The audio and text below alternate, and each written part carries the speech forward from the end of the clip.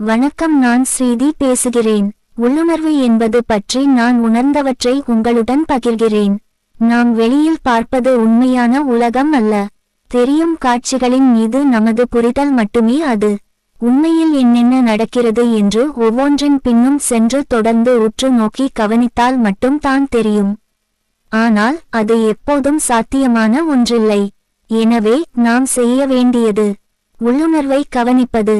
அப்படி என்றால் பரபரப்பாக ஓடி அறிவை தேடி பிரமோஷன்கள் வாங்கி பணம் சம்பாதித்து குவித்து வீடு பொருட்கள் என சேமித்து ஒரு கட்டத்தில் பெரும் சலிப்பு தோன்றும் போது கோயில்களை தேடி அலைவது பொதுவாக நடக்கின்ற ஒன்று. இப்போது நீங்கள் எந்த வயதில் எந்த முயற்சியில் இருந்தாலும் கொஞ்சம் நில்லுங்கள். அமைதியாக மூச்சு விடுங்கள்.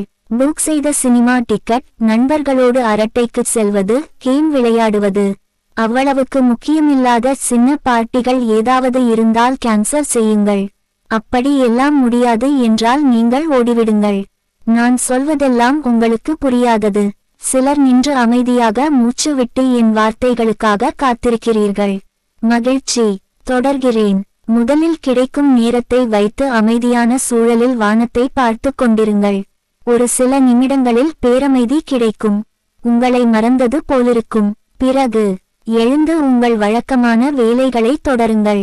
சில நாட்கள் இப்படி செய்யும் போது உங்களுக்கு உள்ளிருந்து ஒரு புதிய இதமான குரல் ஒன்று கேட்க ஆரம்பிக்கும். அது உங்களுக்கு தேவையான விஷயங்களுக்கு தீர்வு கொடுத்து கொண்டே இருக்கும். பல நேரங்களில் அது வெளியுலக நடைமுறைகளுக்கு பொருந்தாதது போலிருக்கும். ஆனால் அது தான் நமக்கு சரியானதாக இருக்கும்.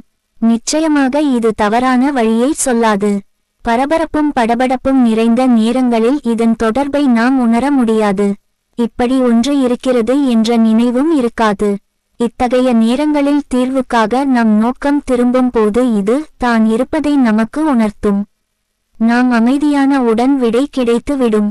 இந்த விடை நமக்கு பிடித்தமான ஒன்றாகவே எப்போதும் இருக்காது. ஆனால் சரியான வழியாக இருக்கும். இதை அனுபவத்தில் உணரலாம். தனிப்பட்ட கவுன்சிலிங் தேவைப்படுபவர்கள் கமெண்ட் செய்யவும். மீண்டும் அடுத்த காணொளியில் சந்திப்போம். நன்றி.